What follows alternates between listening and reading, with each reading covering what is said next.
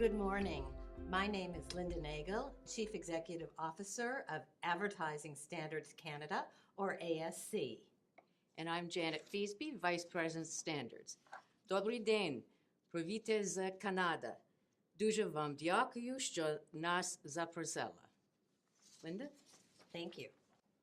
We are very pleased to be able to participate in this important initiative and wish that we could be with you in the Ukraine. But this will just have to do for today. Think about advertising. Advertising plays a very important role in providing choice for consumers. It's even more important than you think, as it helps shape or at least reflects societal values. And our research shows that unacceptable ads affect consumer purchase decisions. As well, we know in Canada that Canadian consumers believe that having rules for advertising is very important. In Canada, we have a combination of regulation through the government and then self-regulation through our organization and another organization that regulates broadcast program content. But ASC is where we'll focus, and that's our organization. We were founded in 1957. We've been around a long time, on the belief that advertising self-regulation was in the best interest of the public and the industry. We have many functions, but in the short time today, we'll only focus on just our code. We administer the Canadian Code of Advertising Standards. The code is the principal instrument of advertising self-regulation in Canada. We also administer, through the code, a consumer complaint mechanism that allows consumers from across Canada to lodge their concerns about advertising they see or hear every day with ASC. In addition, we provide a clearance service where we pre-clear advertising copy in 5 areas that are heavily regulated in Canada, such as food advertising, drug advertising, and alcoholic beverage advertising. We also administer some other self-regulatory codes. But let's go back and focus on the code. Our code has 14 clauses plus interpretation guidelines. And through this code and through our self-regulatory mechanism, we accept complaints from consumers about advertising about which they have concerns. These complaints are adjudicated by independent counsels that include industry and public representatives. And we post our decisions about cases where the complaint has been found to have merit. So what that creates is a transparent process so that self-regulation can be seen and is visible and transparent to the public and to the government. The code has 14 clauses, and each of them detail some important aspects that will help guide the advertising industry. But it is important to note that most of our complaints really come in just a couple of areas. First is misleading, and then another one is safety, and finally unacceptable depictions, which is where the issues of gender and sex roles fall. Our Standards Council, as I mentioned, adjudicates the complaints, and if a complaint is found to have merit, then the advertiser is requested to either change the ad to comply with the code or to withdraw the advertising.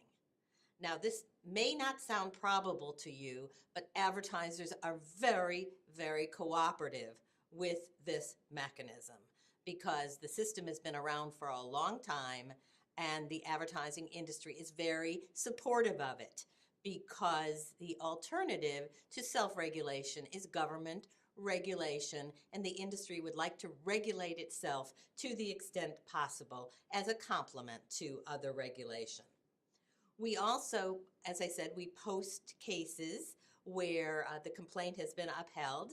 And this, of course, is a deterrent to advertisers as well, because they would like to have their advertising be compliant and not be posted on ASC's website as being non-compliant or out of sync with the code.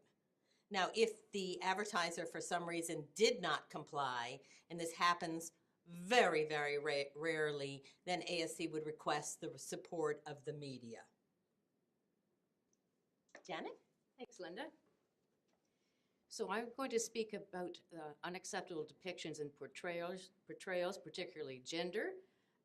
These are the kind of concerns that we get, demeaning, stereotyping, or making fun of women, men, religion, or identifiable groups.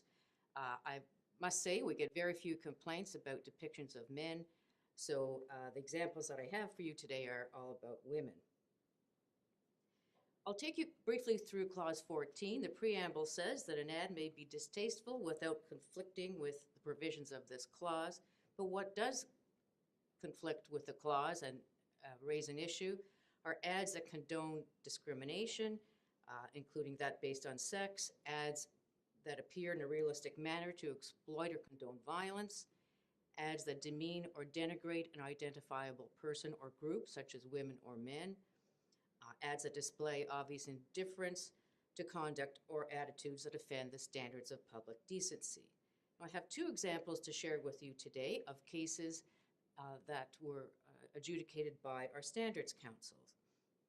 The first is an out-of-home ad for a radio station. We had 10 complaints that the ad demeaned women. It was reviewed and upheld by council under clauses C and D of clause 14. Here's the ad.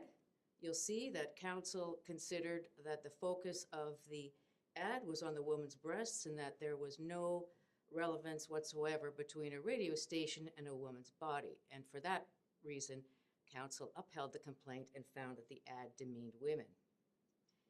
The next example was a billboard in downtown Toronto, an ad for a clothing retailer. We had one complaint that the ad was inappropriate for display in out-of-home media and was demeaning to women.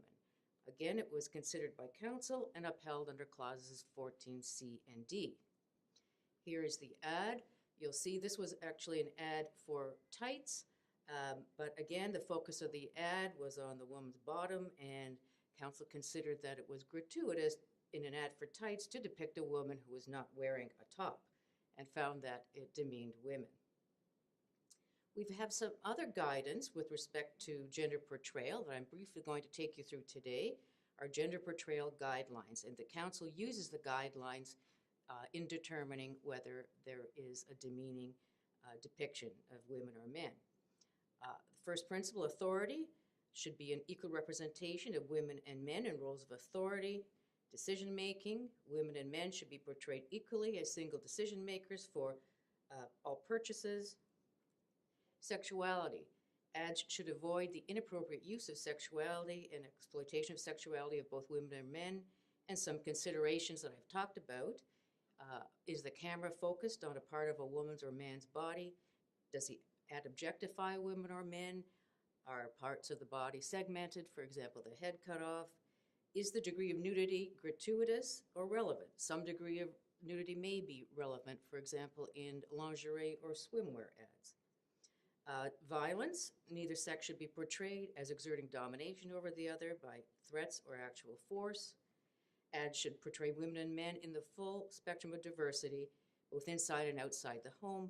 And language, advertising should avoid language that misrepresents, offends, or excludes women or men. Now, I will turn it over to Linda to close. Think about the society in which you wish to live. A society where men and women and boys and girls have equal opportunity and are treated equally, both in advertising and in society. Remember at the beginning, we talked about how important advertising is. It both reflects society and, in some cases, influence society or shapes society.